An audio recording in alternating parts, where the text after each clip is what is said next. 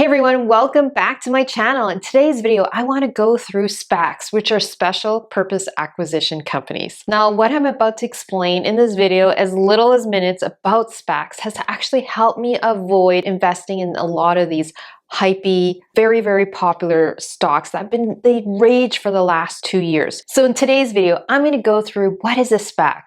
How is a SPAC different from initial public offering? How is a SPAC started? What are the advantages of a SPAC? And most importantly, what are the dangers with SPACs? So if you are ever interested in investing in SPACs or just wondering what is a SPAC, you got to check out today's video. I might save you a ton of money. And by the way, I talk about stocks and real estate investing in Canada. So if you're interested in growing multiple streams of income, growing your wealth, and designing your ideal life, you got to hit the subscribe button and that bell notification button to get latest and greatest videos coming to you every single week.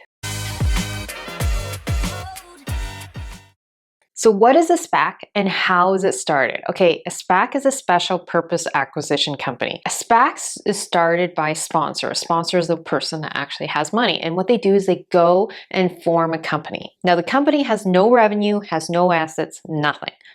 So all they do is raise funds, and they raise funds through the stock market. And then they sell this empty company to the public around $10 a share. Okay, now you're probably thinking like, so why would anyone invest in a SPAC? Well, the reason why you'd invest in SPAC is because you really like the sponsor. You really believe in the sponsor, that they can actually go and use those funds and put it to good use. So what the sponsor does is they go find a firm that has ideally revenue, so has some assets, and then they merge with them, and then they spin off into a different company and they get traded in the stock market. By merging an empty company, which is the SPAC, with an actual private company, it's like going to the public markets through the back door. Now, why is a SPAC different from initial public offering? A SPAC is really different from initial public offering because in a SPAC, it attracts a certain type of investor versus an IPO. An IPO, you get to know what company you're actually going to invest in. You get to actually evaluate the company and decide, hey, I'm going to invest in the company because it has revenue, it has cash flow, it has profit margins, I love the founder, etc., etc. So you really actually like the company and the entire management team. Versus when you invest in a SPAC, there's nothing to actually evaluate. This is why usually after a SPAC announces a merger, typically there's a huge sell-off because a lot of the initial investors who invested in the SPAC without knowing what company they were going to target, decides to sell off because they just want to get their profits. There is no emotional attachment to the company that the SPAC has decided to merge with. So a lot of investors get out really early, and that's why you see a bit of a big sell-off after announcement.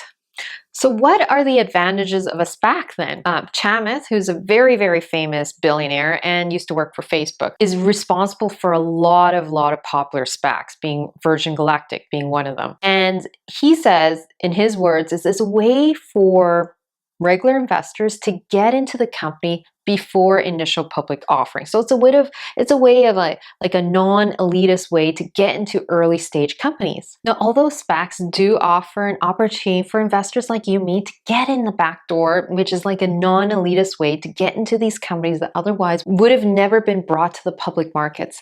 Well, there is a hidden issue with this because sponsors, no matter what, always get paid very handsomely, okay?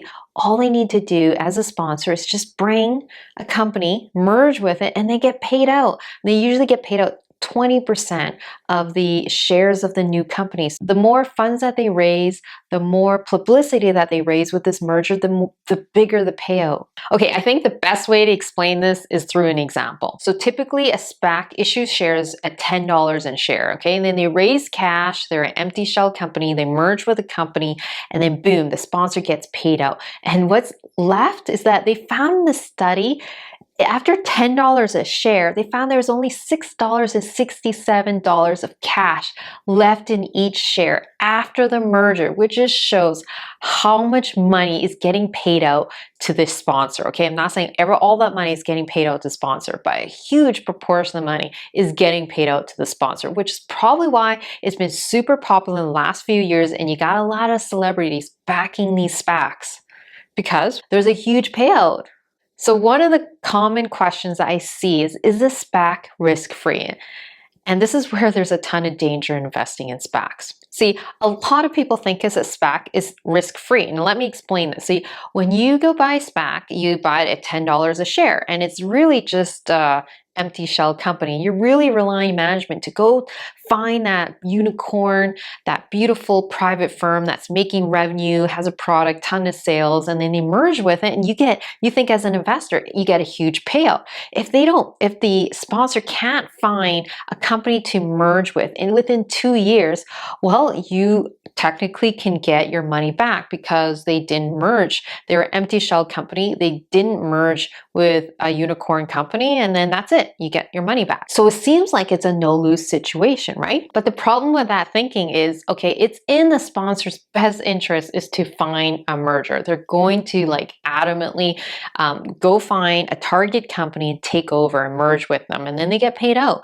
And so what you're doing is you're really relying on management, the sponsor, to make a beautiful decision for you, and a beautiful decision that will actually benefit shareholders, okay? So you could be investing in a company that actually has no revenue, has no profits, has no cash flow, like companies like Nikola, or I still can't pronounce the name, but it's that EV company that has no product and very little revenue. So you could be investing in a company that you would have never invested in, but you invest in a SPAC and you relied on management to make that beautiful decision for you. So all I'm trying to get at is SPACs can go horribly wrong. There is no guarantee that management will make a good decision for you. So what are my closing thoughts about SPACs? I actually think it's very, very high risk. I mean, personally, I like knowing what company I invest in. I like knowing that the company has sales. I like knowing that the company has cash flows. I like knowing that the company is profitable. But when you invest in a SPAC, you have no idea. It is an empty company, and you're really relying on the founder to make that decision for you, to find that unicorn, to make it a profitable merger so that you get rewarded when you invest in a SPAC.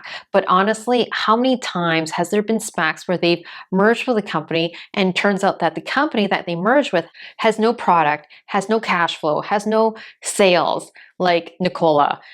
And they're usually just hyped up with celebrities backing the company.